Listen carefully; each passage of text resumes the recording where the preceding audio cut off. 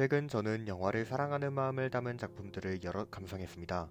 데이미안 샤젤 감독의 바빌론과 콘 사토시 감독의 천년여우가 바로 그것입니다. 이번 영상에서 리뷰할 스티븐 스필버그 감독의 영화 파벨만스 역시 앞서 이야기한 두 작품들처럼 영화에 대한 사랑의 마음이 가득 담겨있는 작품입니다. 이러한 세 작품들 중에서 데이미안 샤젤 감독의 바빌론과 스티븐 스필버그 감독의 파벨만스는 어느 정도 비교를 피할 수 없을 것 같습니다. 바빌론은 감독이 동경하던 세계를 필름 속에 재구성하여 영화에 대한 사랑을 드러내는 작품입니다. 그러나 파벨만스는 감독 본인이 지나왔던 세계를 카메라로 재구성하여 영화에 대한 사랑을 드러내는 작품입니다. 저는 두 작품들 중에서 파벨만스가 더 뛰어난 영화라고 생각합니다. 파벨만스에는 본인이 직접 겪었기에 깨닫게 된 것들이 존재하기 때문입니다.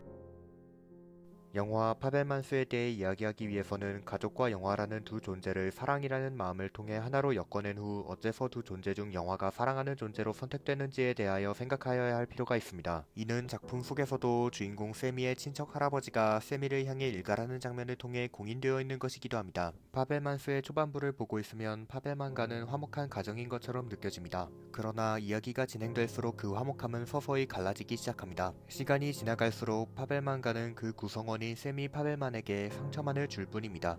이로 인해 세미는 서서히 파벨만가의 영향으로부터 벗어나 오직 영화라는 존재만을 사랑하기로 결심하게 되고, 그것이 바로 영화 파벨만스가 2시간 30분 동안 펼쳐내는 이야기입니다. 우선 갈라짐에 대해 이야기해보도록 합시다.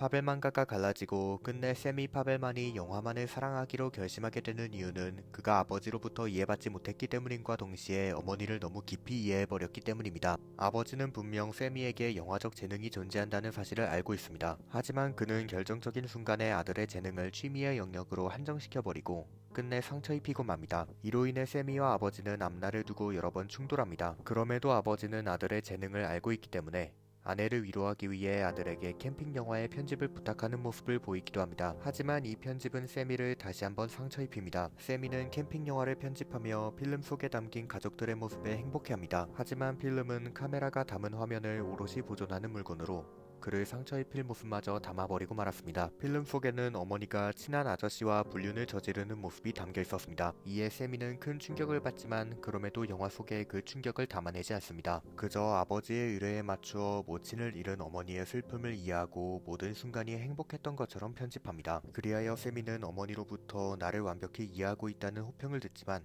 이는 오히려 그를 더욱 상처 입혔습니다. 이 말은 물론 어머니는 몰랐겠지만 세미가 어머니의 불륜을 깨닫고 큰 충격을 받았다는 사실을 나타내는 대사이기 때문입니다. 이 장면을 기점으로 하여 세미는 가족들보다도 영화를 더욱 사랑해가기 시작합니다. 그는 친구들과의 전쟁 영화 촬영 중 주인공을 맡은 친구를 연기에 몰입시키는 자신의 모습을 발견하고 가족들의 싸움을 필름 속에 담고 있는 자신의 모습을 상상합니다. 그렇게 세미 파벨만은 영화에 미쳐갑니다. 이후로도 세미는 자신의 슬픔과 영화를 구분짓지만 끝내 인정받는 모습을 보여줍니다. 자신을 괴롭혔지만 객관적으로 보았을 때는 좋은 학생이었던 로건을 멋지게 연출하며 화해하는 장면이 그 예시입니다. 이는 친척 할아버지가 말씀하셨던 것처럼 세미가 가족과 영화 중 후자에 점점 기울어가고 있다는 것을 암시하는 장면이기도 합니다. 이전에도 세미에게 영화적 재능이 존재한다는 사실을 나타내는 장면들은 존재했지만 땡땡이의 날이 상영되는 장면은 세미가 가족의 평가에서 벗어나 오롯이 타인인 로건으로부터 재능을 인정받는 장면이란 것입니다. 이 장면이 세미가 완전히 가족의 손을 떠나게 되는 장면과 이어진다는 점에서 완전한 타인에게서까지 세미의 재능이 인정받는 장면이 등장했다는 것은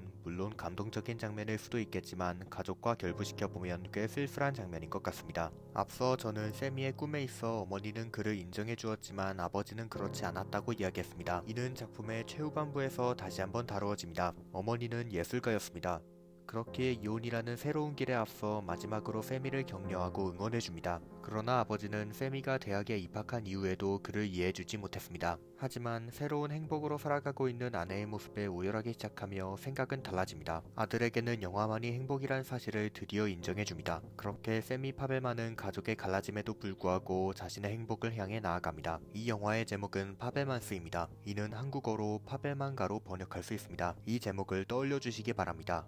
이 제목은 파벨만 가족에 대한 이야기와 그 가족의 품을 떠나는 이야기를 조화롭게 포함해내는 제목이기 때문입니다. 드디어 영화는 마지막 시퀀스에 다다릅니다. 영화 감독이 되기 위해 여기저기 지원하던 세미 파벨만은 끝내 명감독 존 포드와 대면합니다. 포드는 세미를 시험하며 조언합니다. 지평선이 화면의 상단과 하단에 있을 때 관객들은 흥미로워하고 가운데에 있을 때는 지루해한다. 이 장면을 주어진 정보로만 보면 영화 감독을 꿈꾸는 젊은이 세미 파벨만과 명감독 존 포드가 대면하는 것이지만 영화의 진정한 주제를 상기하고 보면 영화와 사랑에 빠져버린 한 인물이 영화 그 자체와 대면하는, 즉 사랑하는 상대와 드디어 마주하게 된 것이라고 생각할 수 있습니다. 그렇게 조언을 받고 사무실을 나온 세미 파벨만은 새롭고 행복할 앞날을 향해 걸어나갑니다. 우울하고 지루했던 과거는 아래로 향한 지평선과 함께 흥미로운 미래로 탈바꿈됩니다. 그리하여 우리가 알고 있는 거장 스티븐 스필버그는 영화의 신이 되었습니다.